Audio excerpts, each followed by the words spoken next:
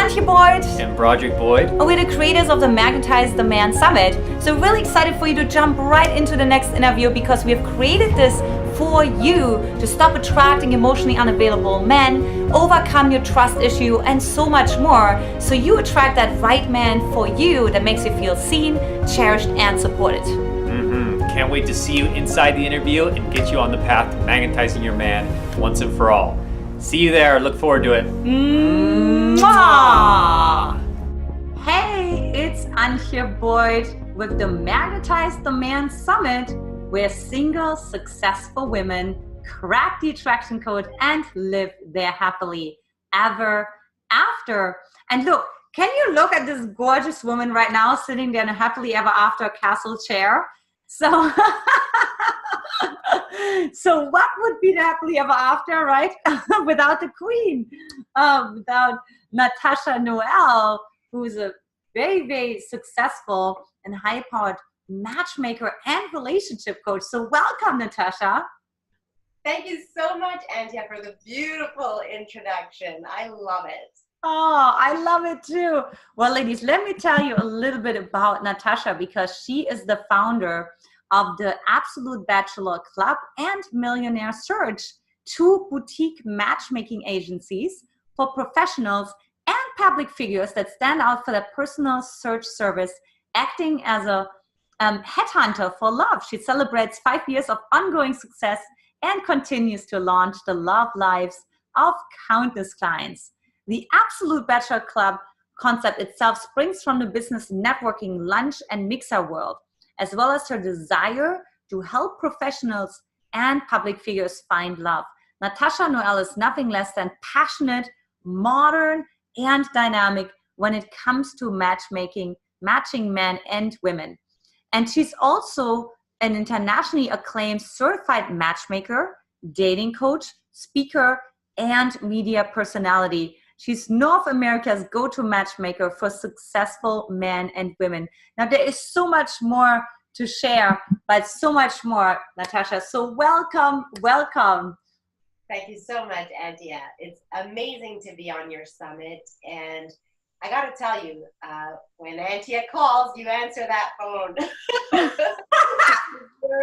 You're fabulous, and your team is fabulous, and your energy is so right.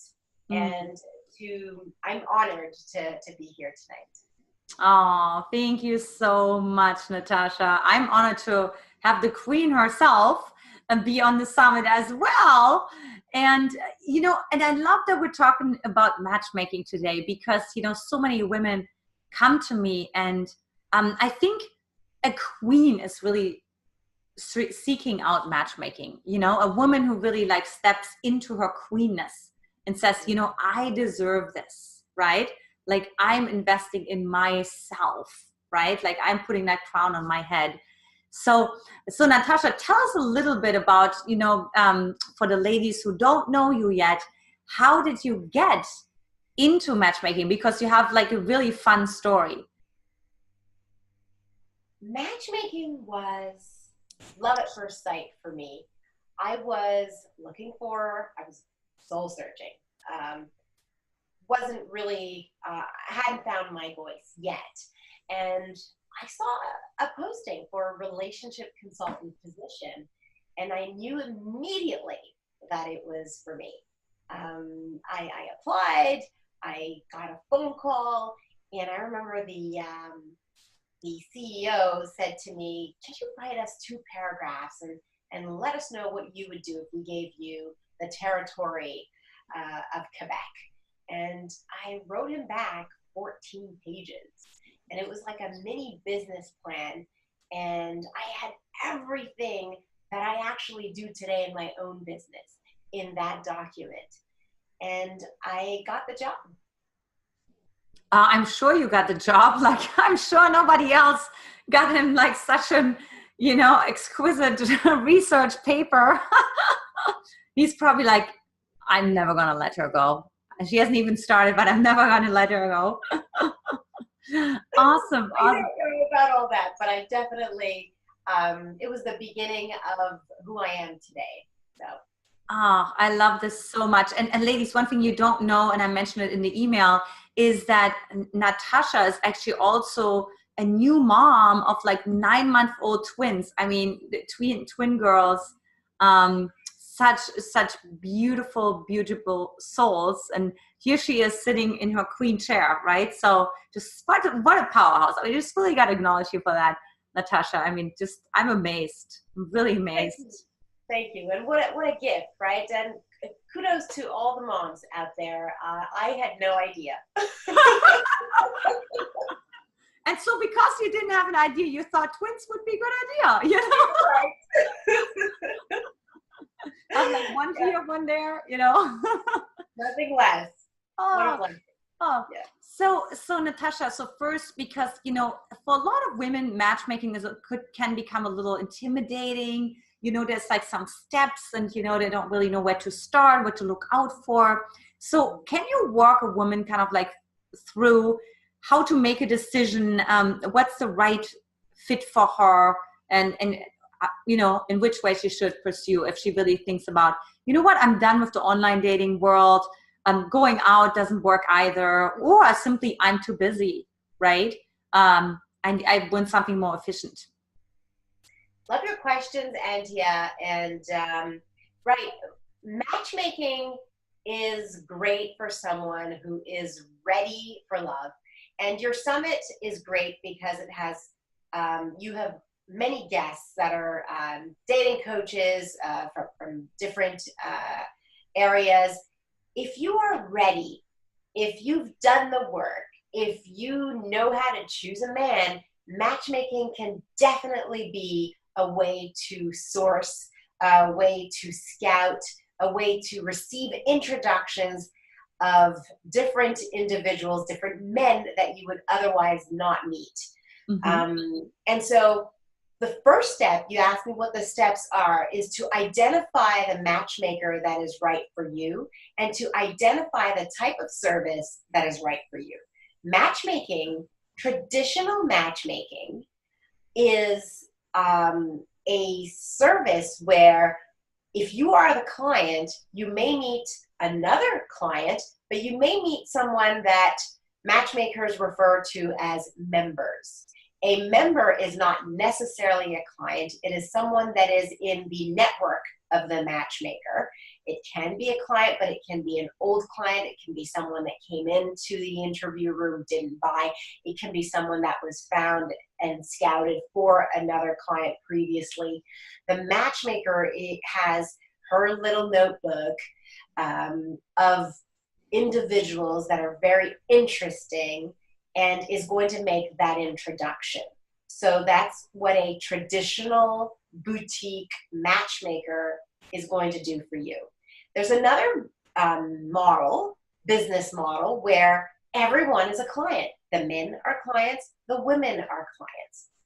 Those business models allow for an investment that is going to be a little lower in cost too.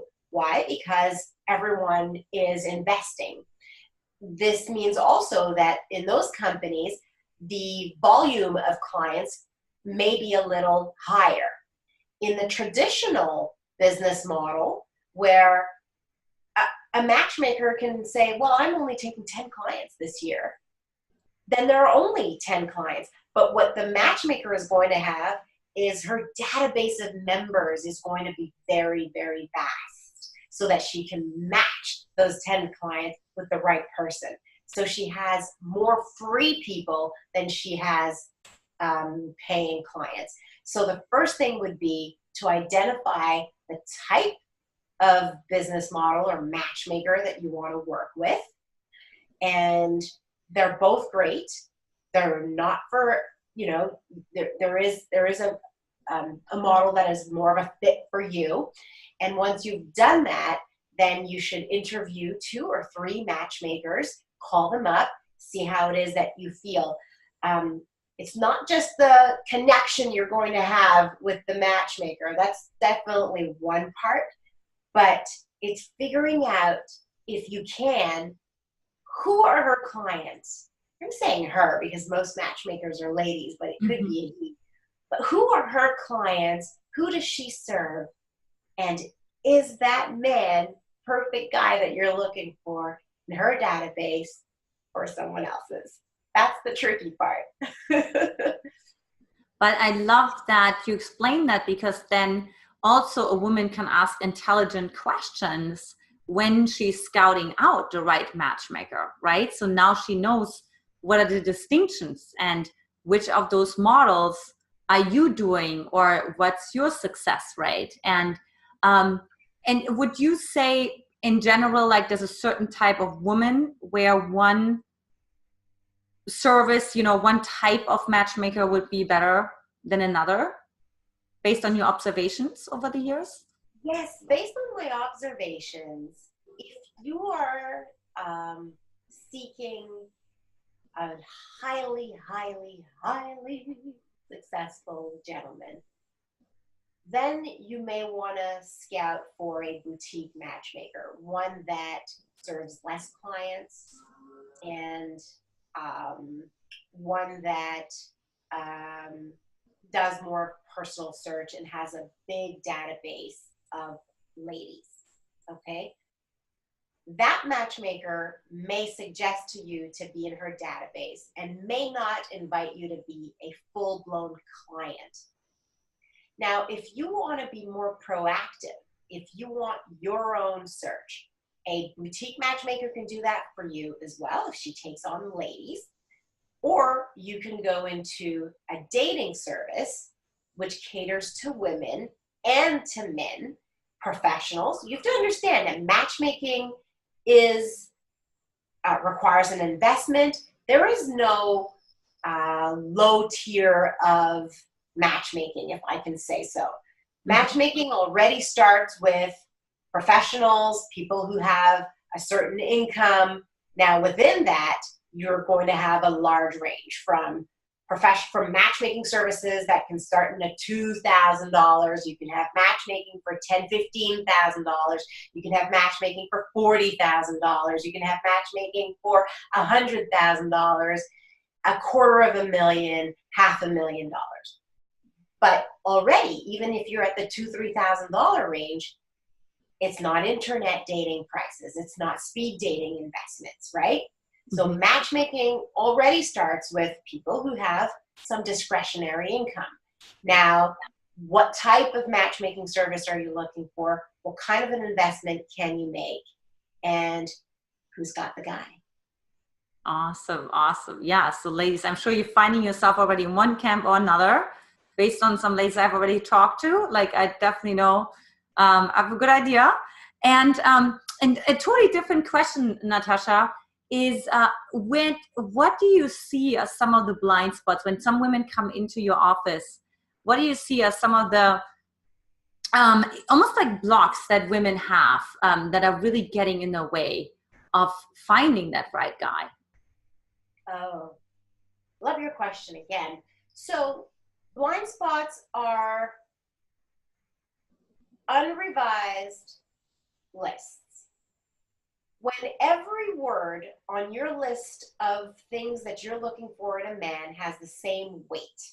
Mm-hmm. So when sense of humor, hair on his head, and respectful are all equal, that's a major blind spot and a major red flag for me as a matchmaker and dating coach.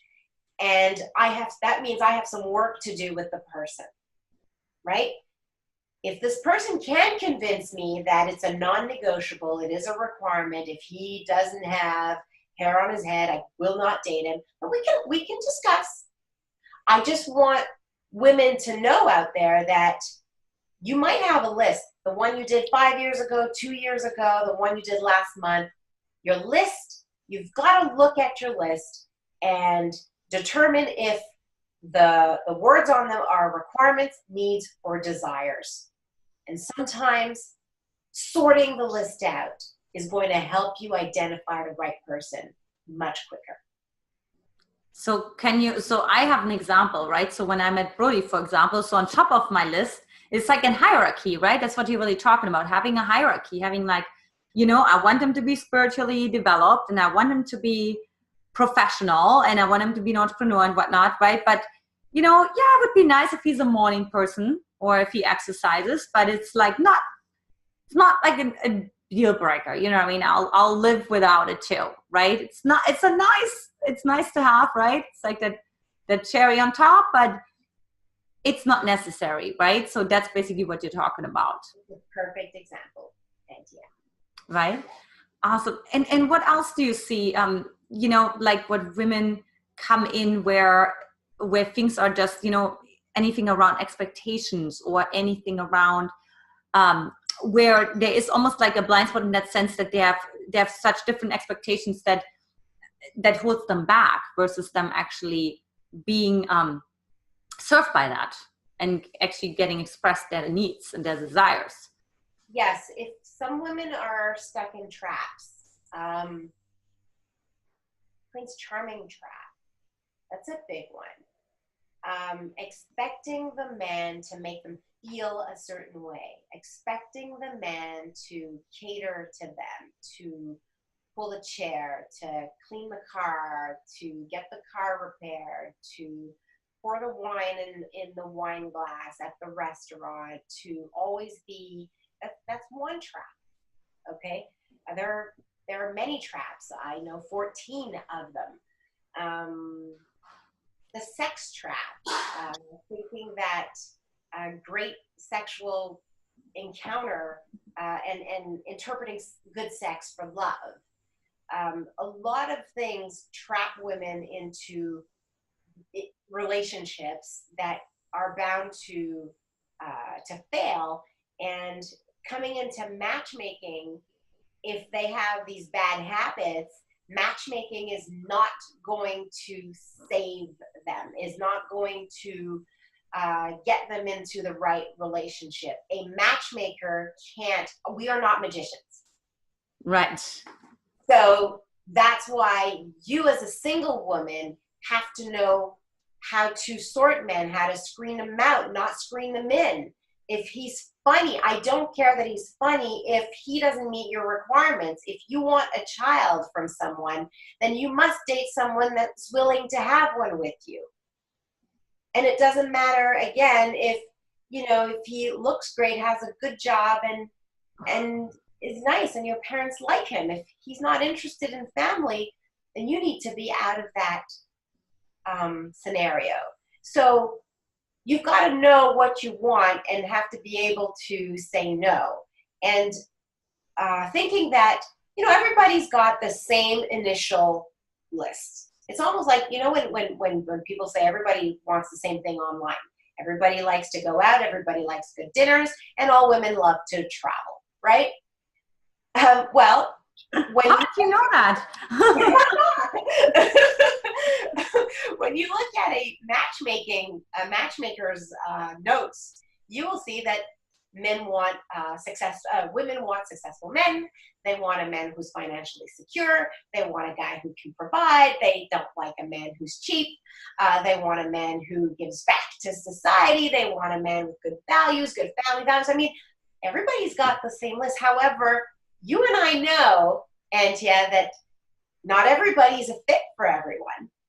So this guy, so that should just be the first sort. Okay, he's got a job, check. He's got good family values, check. But you got to dig deeper than that, and you've got to make sure that this guy is a fit for you, that he's compatible, that he's going to answer some of your most important requirements so that you can be happy. Mm-hmm. And those are the things that don't come out on the initial lists. And that's why it's important to work on that list.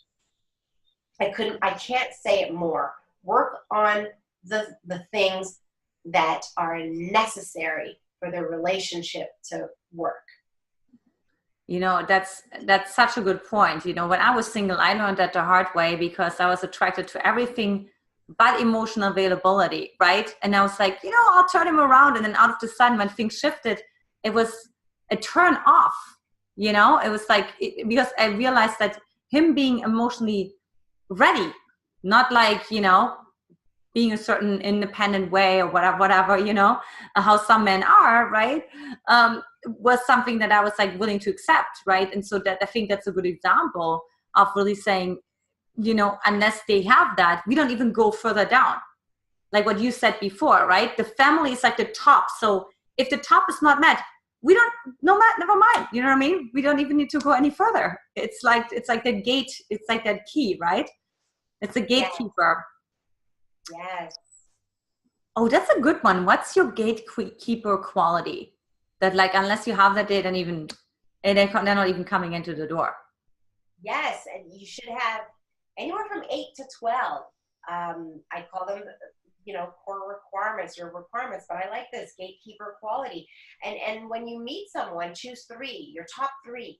Mm-hmm. You will not give this guy a first date or a second date once you meet someone if they don't meet your 3 gatekeeper qualities. So I love what you talked about the traps. So let's talk more about that. So you mentioned the sex trap. What other traps are there? Oh, there are traps with availability. You know, oh, we just talked about that. Great. Let's talk about that. Well, you know, you meet someone and you think they're not perfect, but why are you going to let them go? Because there are no good men out there. There are no men that are going to fit your criteria or that are going to be good enough. So then you should be in that relationship, and you make it a relationship of convenience because you fear that there's going to be no one. And that's a huge trap, one that anyone should be afraid of. Do not, because there are plenty of available men out there, and the right one is only going to be available to you if you're single. Like, do you have a story for that of a woman who had maybe that story, or who maybe let go because it wasn't the right person, and then found the right person, or found the next person, so that the women really have some hope and see, oh, okay, this can really happen?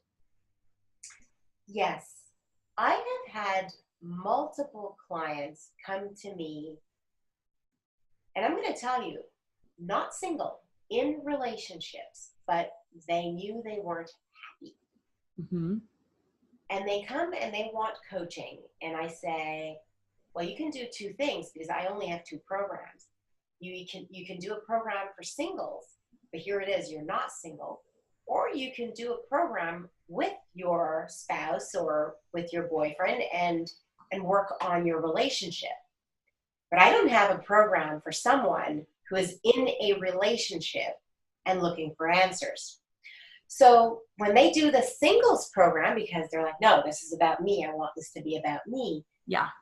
It becomes extremely difficult. And I warn them, and pardon my language, but all hell's going to break loose. Because it's going to create tension. Because you're going to realize exactly why you're unhappy when you're doing this type of program, when you're being coached by someone. So I have many instances where ladies came in, did the program, and finally chose to let go and made themselves available and are currently in extremely happy relationships. I do. I love that so much, to really let go of that story that there's nobody else just because it's the unknown. You know, there's nobody better. He's everything. I had a girlfriend like that too a couple of years ago, and she's like, Antia, I'm never gonna find anybody better. And then I just happened to introduce her to somebody a year later, right? And so you never know where they come from, too. No, and this thing about there's nobody better. I have another example. This wonderful lady came to me for an interview for matchmaking, and I asked her, how do you sort? Because, you know, we talk about different relationships that she had, past relationships. And I said, do you tell people that you want to be in a committed relationship when you meet them? That's what you're looking for? And she says, no, why would I do that? If I tell a guy I'm looking for a serious relationship, he's immediately going to tell me he's looking for the same because he wants to have sex with me. So she then tells me I don't bother telling them what my goal is. I just go into it very casually. And if I like the person, then I get into the conversation with them about committing. And I said, and then what are the results? And she says, well, usually they tell me that that's not what they're looking for. Now, for all of us listening to this anecdote, we think, well, no, duh. You know, you gave him the cookie. Why is he going to now commit, right? So it looks obvious when you listen to the story, but for her, it feels like a waste of time because her internal saboteur, her voice is telling her that all men want is to have fun. So got to be careful about those traps. You are your worst enemy. And so as a single person, you want to make sure that your head and your heart are aligned and that you are capable of making decisions that are going to lead you to the right person. So whether it's finding someone online or at an event or through a matchmaker, you've got to be able to have the conversations. You have to be able to ask for what you need. You have to be able to take risks. You have to be vulnerable. You have to take a chance and open your heart. And you may fail, but at the end of that road, there's a great relationship for you. I love that. You know, you really learn through your mistakes. You know, it's called like failing forward fast. And Sarah Blakely teaches that too. You know, I mean, she's the youngest female billionaire.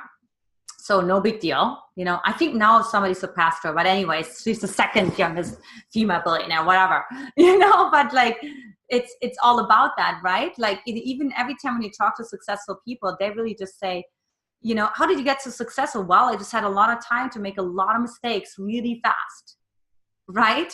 Versus like, how many can I avoid? They're like, how many can I make? Yes. And so you can make mistakes, fail, get up, dust yourself off, and you can try. You can also learn from people who've done the mistakes before, right? Antia, you had your past story. I had my failures too. Men told me I brought nothing to the table, and I started believing them. So not being good enough, that's a classic one. And work on your self-image, work on your self-esteem.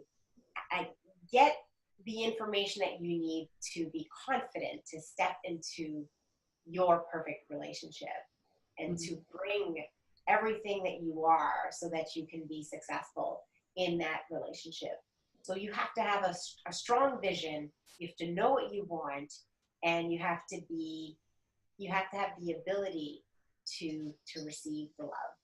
And that's one of the biggest things that I see in matchmaking. Sometimes people want a quick fix. Let me get a matchmaker, she'll make the introductions, and everything's going to be okay. Not everything's going to be okay if you weren't ready, but if you are, matchmaking is a great solution because us matchmakers, we have great clients. We have amazing, amazing, amazing men and women. And I couldn't be happier with the clients that I have met through the 5 years that my business has been opened. Amazing individuals who have great lives, who are very successful in every area of their lives, not just work and business. They're very successful singles. They have friends, they have hobbies, they have everything going for themselves. And sometimes what's just missing is someone to share it with because they're too busy and because they don't have opportunities, or sometimes they're missing one little element, and we can help them with that so that we can make those good introductions for them as well. So tell us about when a man comes to you, you know, what's going on for men? So I feel like we want to kind of shift the paradigm that some women are under, you know, that men are a certain way, and to just really say, what has a man been through when he comes to you? Why is he not in a relationship? Like, what's the main reason? And also, like, you know, what he's been through, so something vulnerable where we can really relate to that man. Okay, so the first thing I'm going to say about men is younger men don't typically go to matchmakers. Okay? If they need help, they're going to a coach for seduction, or they want a dating coach. So matchmakers are going to attract mid-30s to, let's say, 70-year-old men, generally speaking. More, or you can have older men than that as well, and younger than 35 for sure, but generally speaking. So who are these guys? They have invested a lot of their time in their work, and sometimes it's the typical thing where someone just doesn't have time to meet, or they're not getting the dates from the girls that they want.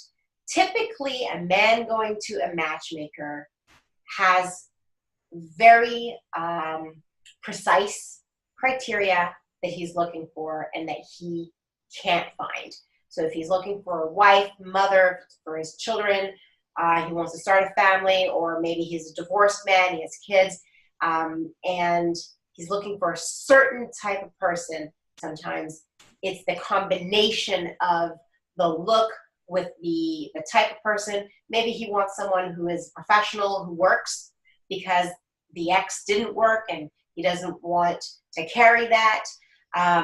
Maybe he wants someone who's emotionally stable because his ex, wasn't, and he's looking for that, and he wants to make sure that someone does the screening so that it doesn't happen again.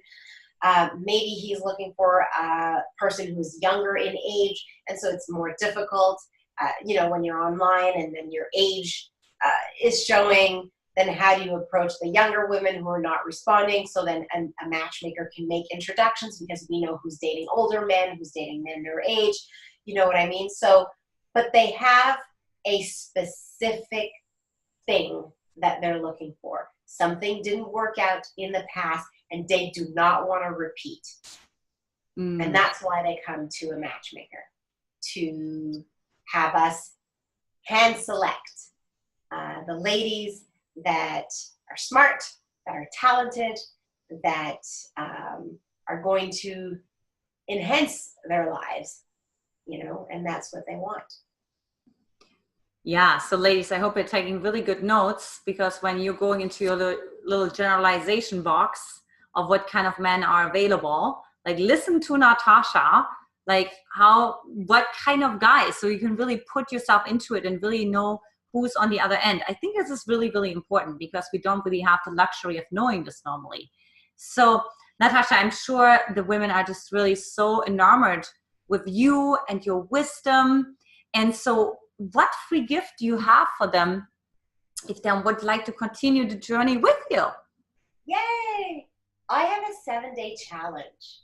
I put myself on videos for 7 days, and I teach you what I feel are the most important things to have on paper that are going to help any single person know exactly what they need to know and to be able to choose the right partner for themselves.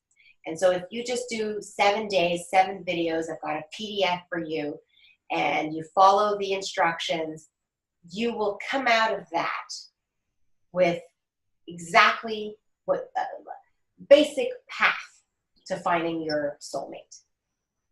Wow, I love that. And ladies, the link is below, so make sure you're grabbing that free gift, because who doesn't want to enjoy more of Natacha, right, with all of her wisdom. And I think it's really such a special opportunity to really get insights from a long-time matchmaker, because it's a totally different specialty, to get much more insights into also what the men want, what they're looking for. And so you understand much more, like really the holistic 360 perspective from both sides. So Natacha, I love you so much. I love you too, Antia. I'm so happy you were on today. And for the ladies, I'll talk to you next time. Take care. Bye-bye. Was that absolutely delicious? We just love how every single expert has those juicy pieces of wisdom for you to enjoy. Look, if you want to own the entire Magnetize the Man series, we invite you to get our Magnetize the Man VIP All Access package.